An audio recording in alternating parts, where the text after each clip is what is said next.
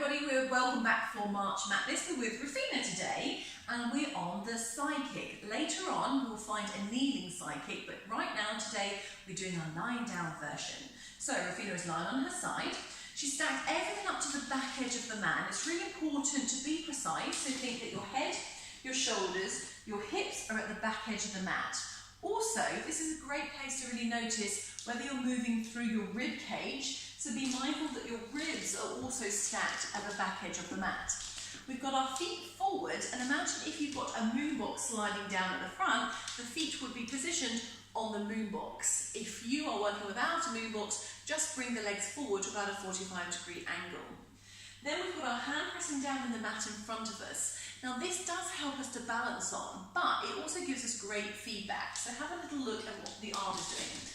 Palm is pressing down in front of the chest. The elbow is pressing against the rib cage, and the rib cage is pressing against the elbow. And what that teaches us is the feedback between this rib and the back of the body starting to move. So we'll come back to that in a second. Taking it into the side kick, we lift the leg up to hip height. Notice as we're lifting the leg that we want to make sure that your knee is not rolling down and the thigh bone rolling in. So if anything, keep the thigh bone slightly spiraled upwards. Kick the leg forward for a count of 1, 2. Take the leg back for 1. And we're bringing it back just to the back edge of the mat. Kick it front, 1, 2, back on 1. Kick it front, 1, 2, back on 1.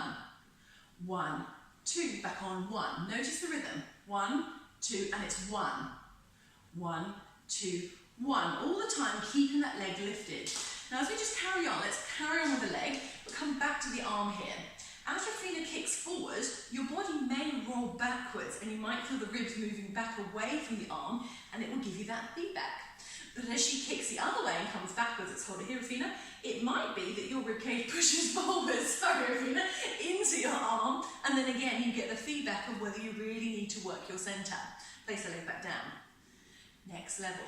Once you've learned to have the legs in front of you, we can challenge by bringing the legs slightly further backwards, and we can also challenge from the upper body. So let's start here. Taking from our lying position, now we're bringing ourselves up, and we're not lifting everything off the floor underneath here completely lifted, but we are not also sagging the rib cage down and just having a little holiday here.